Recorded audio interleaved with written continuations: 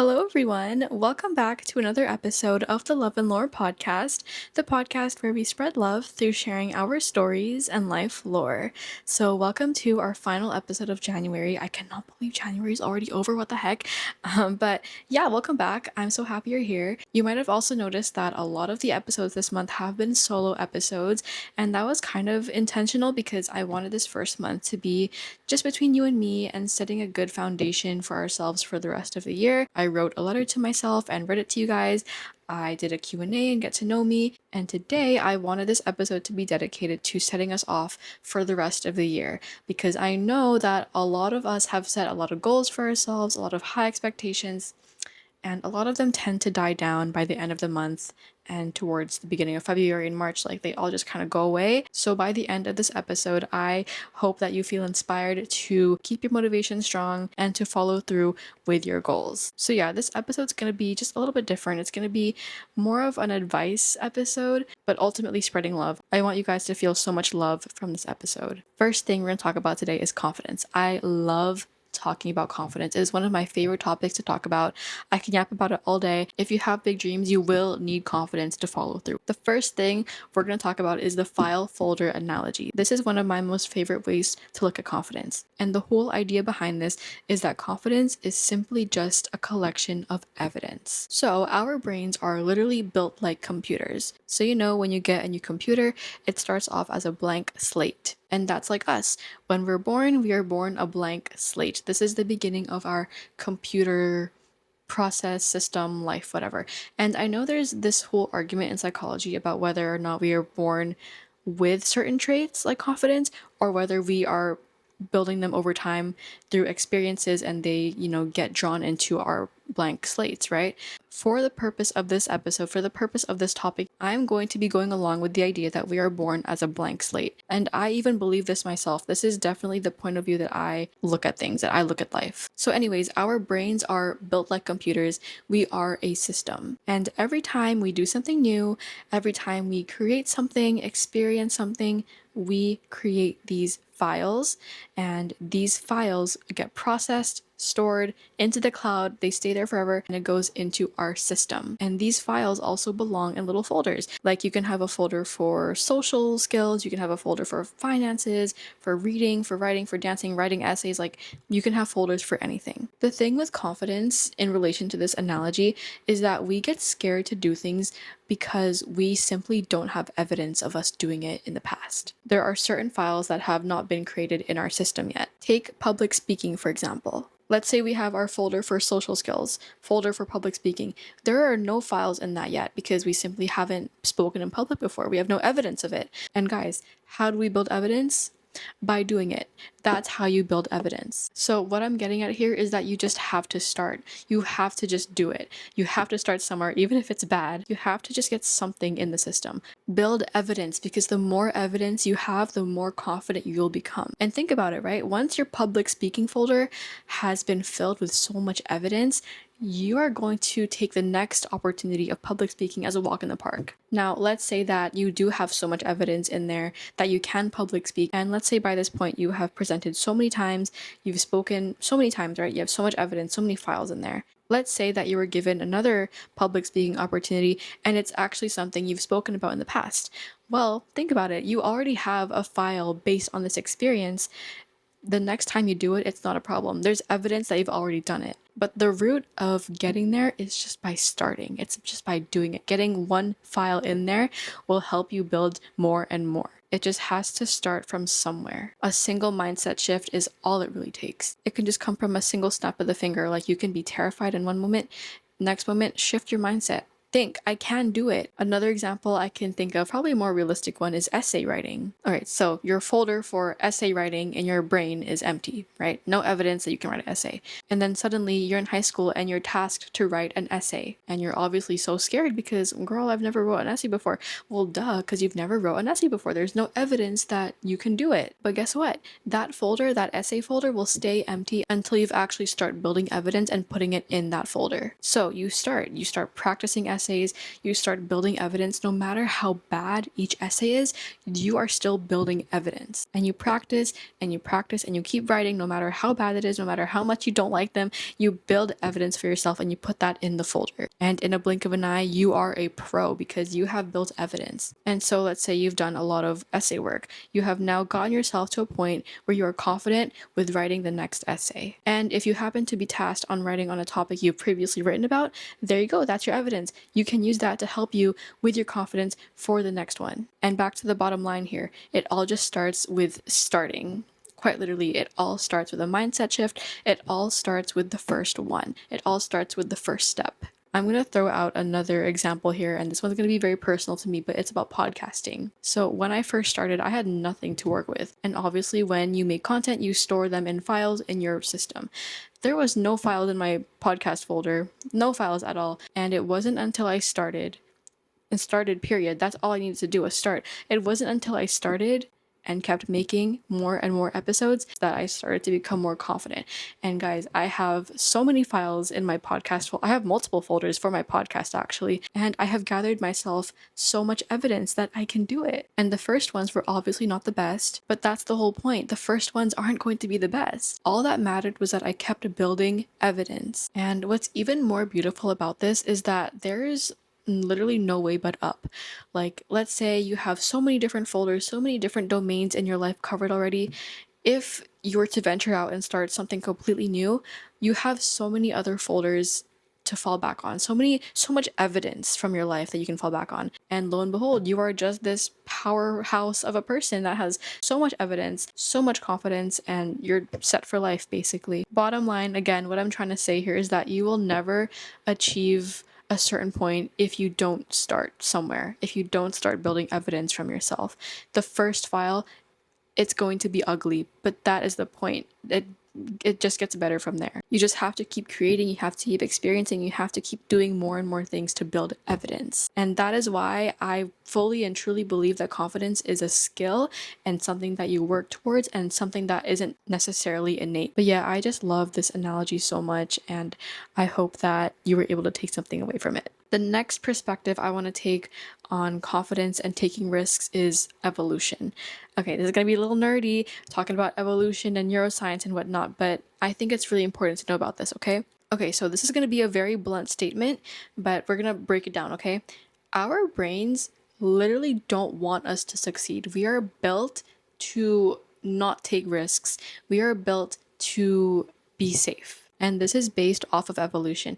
It is a survival instinct to keep us protected from harm, from embarrassment, from shame, from consequences, etc. We were born with an amygdala, which is the thing that activates when we feel fear. We even have a whole stress response system in our bodies. Like, our bodies are designed to feel certain things when we are scared, and evolutionarily as well. So an example, moving out. It is a goal that a lot of us have. A lot of people want to move out, but they're scared. Okay, it's a big, ambitious move, and it's a life-changing one, and we're scared to do it. This can even apply to traveling alone. A lot of us want to travel alone, but we are scared to do it. Other than the obvious logistical issues like money and time or age or whatever, if you think about it from an evolutionary perspective, leaving your tribe, leaving your home, leaving your loved ones, leaving your safety net, your brain would perceive that as danger. You will die, basically. Evolutionarily, that is what our brains were wired to think. Another example is embarrassment or rejection.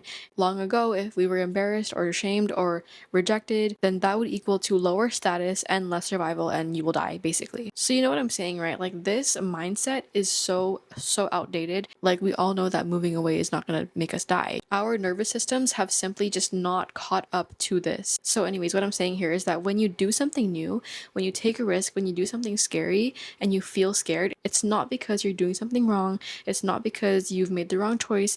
It's because your body's basically doing what it's designed to do. And evolutionarily, that is what our brains have been wired to think. So you quite literally have to just break this barrier of what your brain and your body is holding you back from. So take the risk, just do it, because once you do it, you're building evidence, yes, and you're also making your brain realize that, wait, like, well, this is kind of fun. Like, it's not as scary as I thought. And if you think about it as cold water, obviously your body's going to take some time to adapt to it, adjust to the cold water. Once you have adjusted to it, once your body has realized this is safe, then you're good to go. You can swim all you want, girl. But the most important thing is just breaking that barrier in the first place. It's dipping your toe into that water in the first place. No matter how many books you read, no matter how many motivational quotes you read, no matter how many TikToks you watch, no matter how many times you tell people, if you don't do anything, if you don't take that first step, you're never going to go anywhere. You're going to leave your body paralyzed. You're going to leave your body still in that scared mindset. Again, it's all about that mindset shift. It's all about confidence, and it's all about following through. So yeah, just to wrap up everything I just said here, your body was designed to feel the way it feels when you do something scary. So understand that. Next time you feel scared to do something, think about it. Be like, this is outdated. We're here, we're present. Let's do it anyways. So the next thing I want to talk about, it also relates to taking risks, but we're going to look at this from a different perspective. We're going to look at it as a more spiritual thing, okay? Because the universe rewards. The universe does its thing. Another one of my favorite quotes or sayings is, the universe doesn't reward talent. The universe rewards courage. It rewards audacity. It rewards bravery and confidence.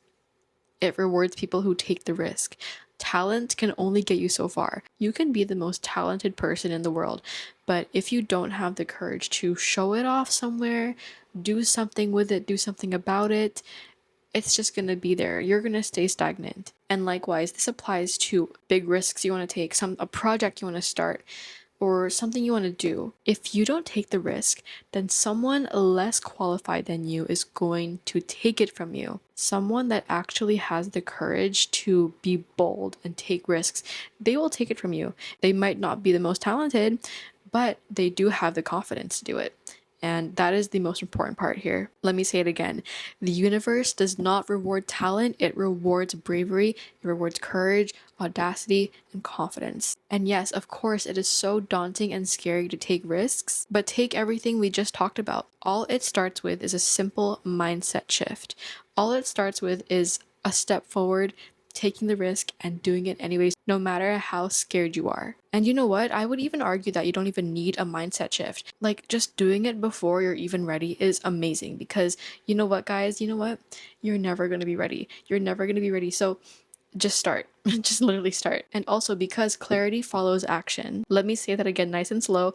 Clarity follows action. Once you take action, everything will become visible to you. Everything will become tangible, reachable. It just has to start from a simple action. The universe does not reward talent. It rewards courage and bravery, audacity. It rewards people who take risks. It rewards people who just start. All right, so I'm going to talk about my personal opinions on confidence. So everything I just talked about were things that I found on TikTok and things that I've researched, I guess. So I'm going to talk about my personal opinions and stance on confidence. Growing up, I was literally so insecure. I was so mean to myself. I had no confidence, and I always brought myself down. Always brought myself down. I remember doing track and field and always being last place. And I would attribute that to me being bigger. I would attribute that to me being just like not good at anything. And I remember I was so dramatic for this, but I went on Musical.ly and changed my bio to hashtag slowest runner ever. I'm not even kidding you guys, because I had a track meet or a track practice that morning and I was last place and I was so embarrassed. So I went home and changed my bio to slowest runner ever. Girl, what are we doing? Poor girl. I thought I was so ugly and I was so insecure, whatever. Growing up watching YouTube, seeing people online talk about their stories and their insecurities and sharing such vulnerable parts of their lives helped me tremendously. Like, seeing average people talk about their insecurities made me feel so comforted. And as a product of this, guys, I have become so much more confident. I love talking about confidence. I love confident people. I love surrounding myself with confident people. I make sure to carry myself with confidence. I make sure that this is my mindset every single day. I no longer talk bad about myself. I treat myself like a princess. I love talking to anyone. I love talking to random people, making friends. I love joining the most random things, even if it's by myself. Even if I look like a loser, I will join random things. And the thing is, confidence is not just about appearance. I know we hear this all the time. It really isn't. I think definitely when you start putting yourself out there and thinking like a confident person, everything else will follow. Everything else will follow. Your aura will follow. So yeah, go out there and do things. Make yourself an interesting person, because once you build more evidence, you are more confident and people can sense that. People can feel that. Okay, so now I'm going to talk about some practical tips on confidence. I'm going to share some of my tips for mentality and also for physical appearance. I know I just said looks don't matter, but I'm not going to say that they don't play a part in it. For a confident mindset, I first want you to think of yourself as a house. I want you to think of you as a house and your social circle and everyone around you, the world around you, as your neighborhood. A house that looks clean, a house that looks protected, that has security cameras, that has clean windows, a mowed lawn, a nice garden, everything looks nice and pretty and nice and protected, nice and safe. This house is more likely to stand out to people. It is more likely to be taken more seriously. It is admired by people. It is less likely to be broken into. People are going to walk by it, their heads are going to turn, and they're going to be like, damn, that's a nice house. Yep, that's going to be you. That's going to be you, okay? Whereas if you walk down the street a little bit and you see another house, and this house is dirty, the bills are not paid, the grass is overgrown, there's like dog pee on the side, there is no security system, the plants are all dying, that house is obviously not going to be taken as seriously. It's not going to be as looked up to or admired or whatever as the other house. Another point that I forgot to mention was a house with a good foundation. A house that stands nice and tall, okay? When you have a good foundation, you stand nice and tall. Your house isn't going to topple over. It's not going to topple over when an earthquake hits. It has a good foundation. And a house with no good foundation, no good morals, no whatever, that house is going to topple over. So let's try not to be that house. Let's try to be a nice, tall, beautiful house. Okay, guys? And this analogy actually came from one of my resource teachers in grade 7. She gave a speech and that stuck with me all these years later. Next mentality tip is to write everything. Keep a journal. Journaling is really hot. Journaling is really beneficial. And I also write on my notes app. I write on sticky notes. I'm always writing something, because when you take, let's say, something you're anxious about, and it's like writing it, to me, is like taking it out of your head and putting it on a paper. Well, quite literally, that's what it is. But it's turning your thoughts into a physical form. And when you have that, it feels like you have control over it. And you can really look at it and be like, wait, it's not that deep. And that's how I feel when I journal.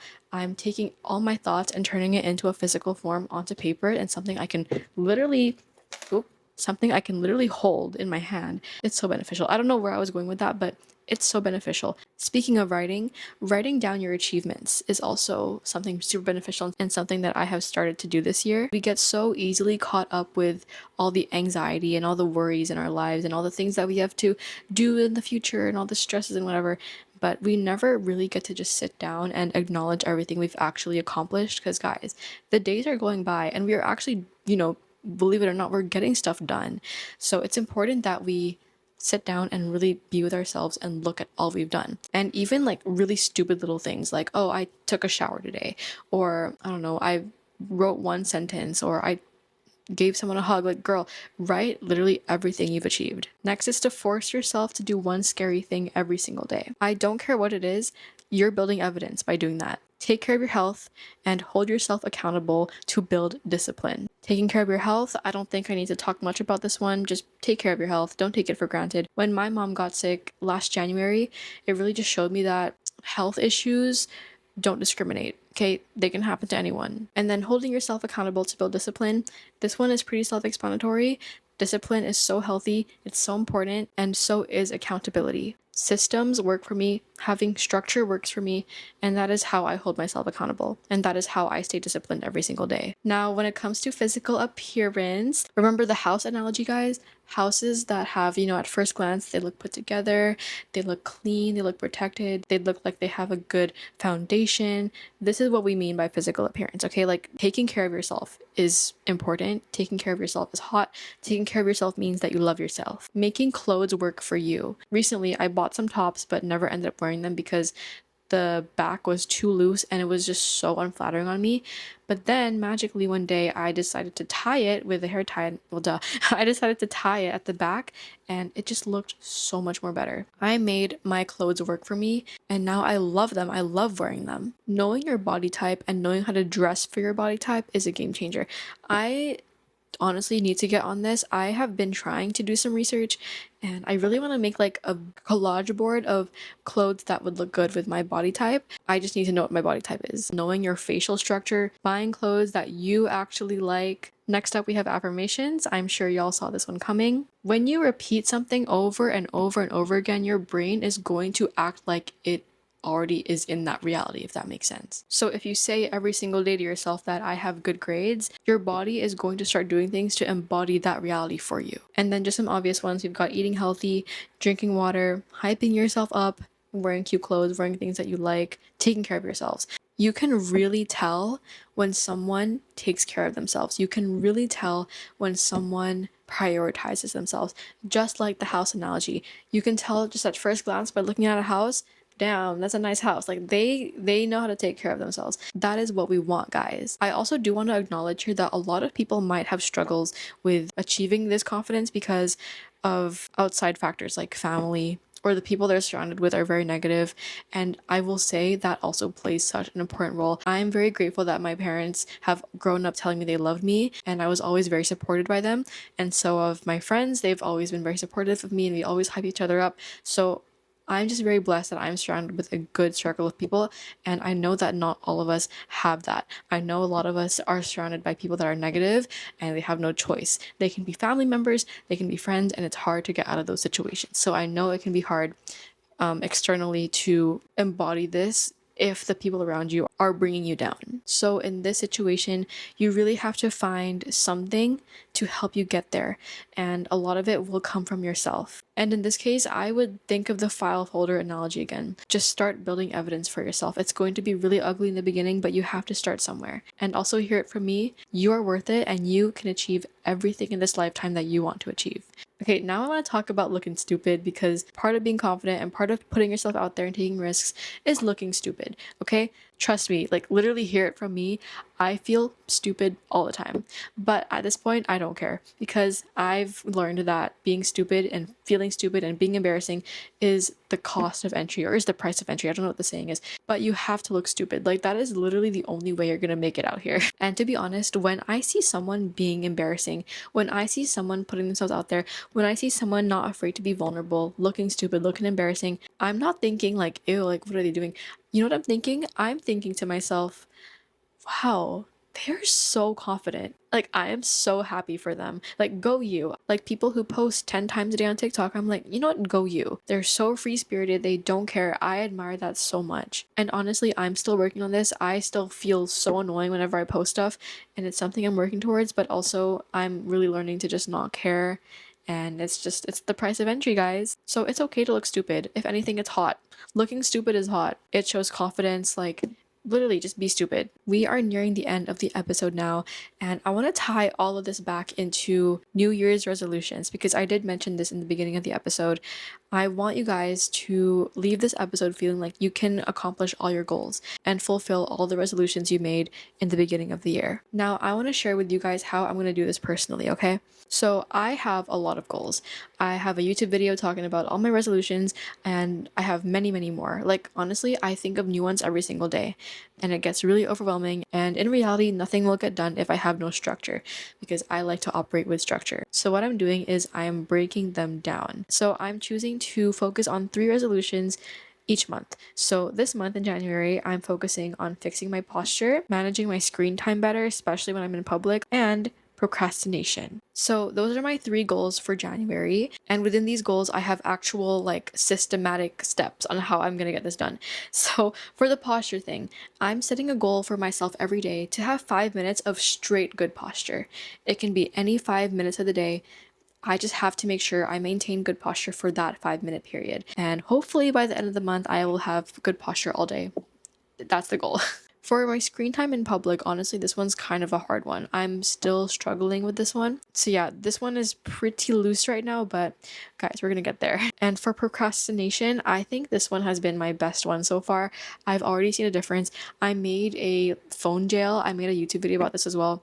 I made a phone gel and it has worked wonders. And you might be wondering, like, okay, well, if you're only going to focus on 3 a month, then they're not really going to last the whole year. Even if I don't maintain these results all year, at least I did them. At least I built evidence. At least I did them, and at least I set a system, like a realistic action plan to achieve them. Just be super realistic with your goals, have a structure, have a system, break them down, and follow through. So yeah, that is how I'm taking on my resolutions this year, and I think I've done pretty good progress. I'm proud of myself for even setting up this system for myself. So yeah, and with that being said, that is going to be a wrap for this episode. So guys, just go for it. If there is something you want to achieve, just do it. Just go for it. All it takes is a simple mindset shift, guys. All it takes is a snap of a finger and your life can change forever. Build evidence, follow through, and the rest is all yours. Thank you for an amazing first month of episodes for 2026. I believe in you. You're going to do great things this year. Thank you so much for listening. Thank you for being here, and I'll see you in the next episode.